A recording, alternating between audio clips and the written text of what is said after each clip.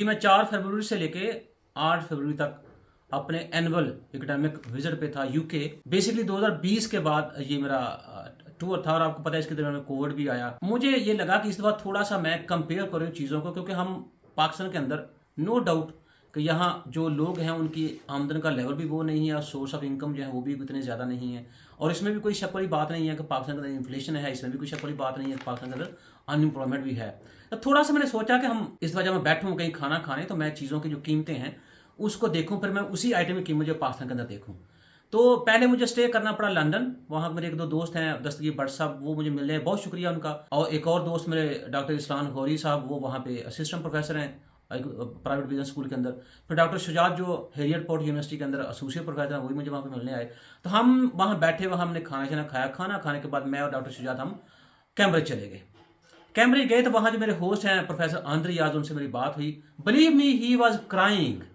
तो हम ये सोचते हैं कि यार वो कैम्ब्रिज दुनिया की दूसरी बड़ी यूनिवर्सिटी है, वहाँ जो प्रोफेसर बैठा होगा जाहिर सी बात है हाथों से यूं करके पैसे इकट्ठे कर रहा होगा। तो मुझे कहता है कि मैं 1993 में मैंने कैम्ब्रिज ज्वाइन की and I did a hard work to become a professor, लेकिन मैं मोहम्मद अभी तक अपना घर नहीं बना सका। सो आई वॉज शॉक्ड कि एक प्रोफेसर जो कैमरे में बैठा हुआ है, यूके के अंदर बैठा हुआ है, और वो उसकी तनख्वाह इतनी नहीं है कि वो अपना घर बना सके। और मुझे कहता है कि मैं यूनिवर्सिटी से 8 किलोमीटर दूरी पर मैंने घर लिया हुआ है। जारी बात, जो हम सिटी सेंटर से दूर होते हैं तो आपको घर सस्ते मिलना शुरू हो जाते हैं। तो फिर चलो उन्होंने हमें एक बड़ा अच्छा खाना खिलाया, लंच करवाया उन्होंने, लेकिन वो भी कॉलेज की कैंटीन के अंदर। और मैं समझता हूँ कि जो प्रोफेसर होते हैं उनको सब्सिडाइज्ड रेट के ऊपर खाना देते हैं। चलें, फिर हमने कॉफ़ी भी पी।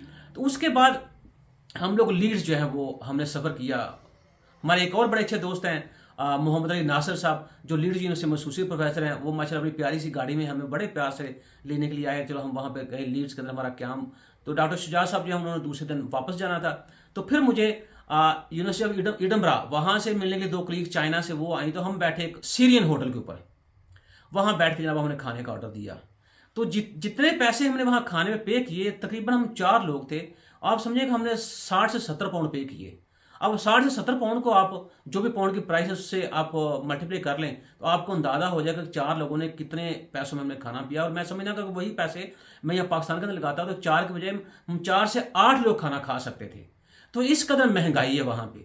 फिर शाम को हम चले गए ऐसे सुपर स्टोर के ऊपर। तो मैंने वहाँ एक से दूध का 1 kg का हमने डिब्बा लिया, जो हमें तकरीबन 1.70 पाउंड में मिला।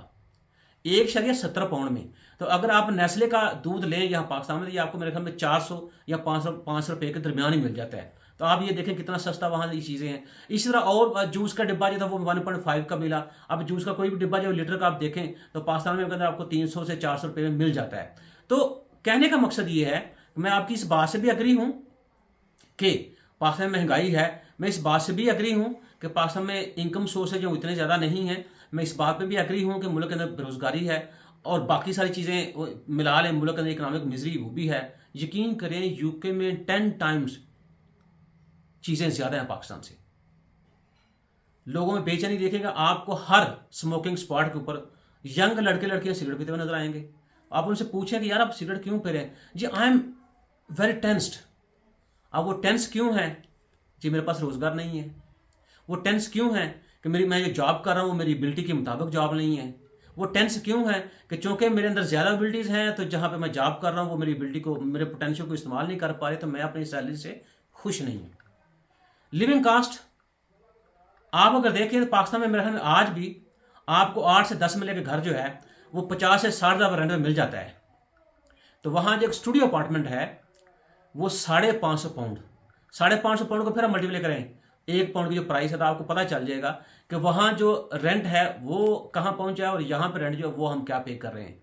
तो मैं जो समझता हूँ कि बजाय इसके कि हम इस चीज़ को रगेदें, रोंदें या रोएं, उससे बेहतर ये है कि मेरे ख्याल में हमें जो अदर सोर्स ऑफ इनकम है उसकी तलाश करनी चाहिए। मैं पार्ट टाइम जॉब देखनी चाहिए, मैं शॉर्ट टर्म बिजनेस सोचना चाहिए। अभी मैं देखा बहुत से लोग जो है लाहौर के अंदर भी वो दोपहर में जॉब करते हैं, शाम में वो टैक्सी चलाते हैं। और यही एक्सरसाइज जो है मैंने यूके में भी देखी है। लोग यूनिवर्सिटी में जॉब भी करते हैं, एसोसिएट हैं या फुल प्रोफेसर हैं, दे डोंट केयर। और शाम को वो लोग कोई रियल एस्टेट में बिजनेस कर रहा है, कोई जहाँ टैक्सी चला रहा है, कोई किसी रेस्टोरेंट के ऊपर काम कर रहा है। वजह कि उनके जो एक्सपेंसेस हैं उनको मीट करने के लिए चाहे वो यूनिवर्सिटी की नौकरी से जो पैसा मिल रहा है उससे पूरे करें, या एडिशनल जॉब करने के बाद जो पैसा मिल रहा है उसको पूरा करें। और एक ये भी टर्म मैंने वहां पे देखी कि आप, वो कहते हैं कि दो तरह की इनकम होती है, एक नेगेटिव इनकम है, एक आपकी पॉजिटिव इनकम है। तो जो जॉब कर रहे हैं वहां से जो पैसा कमा रहे हो आपका पॉजिटिव इनकम है। अगर आपने कोई अदर साइड बिजनेस किया है वहां से भी आपको आमदनी, उसको हम नेगेटिव इनकम कहते हैं, लेकिन दोनों लीगल हैं। इसका मतलब ये नहीं कि नेगेटिव इनकम जो है वो खराब है, दोनों लीगल हैं। तो मैं जब ये सारा सिनेरियो देख रहा हूं, यकीन करें मुझे आज भी पाकिस्तान एक जन्नत से कम नहीं लगता। वजह, यूके में एक फूल तोड़ें सड़क से तो आपको 3,000 पाउंड जुर्माना पे करना पड़ता है। आप देखें कि अगर कोई और क्राइम करे तो उसके ऊपर क्या क्या क्या क्या जुर्माने होंगे। पाकिस्तान में हम सड़कें तोड़ दें कोई बंदा पूछने वाला नहीं है, फूल तोड़ दें कोई बंदा पूछने वाला नहीं है, आप किसी बाग में आग लगा दें कोई बंदा पूछने वाला नहीं है। और आपके सामने 9 मई का वाकया, वो तो कोई ज़्यादा दूर बात नहीं है। तो खुदा मुल्क की इज्जत करे।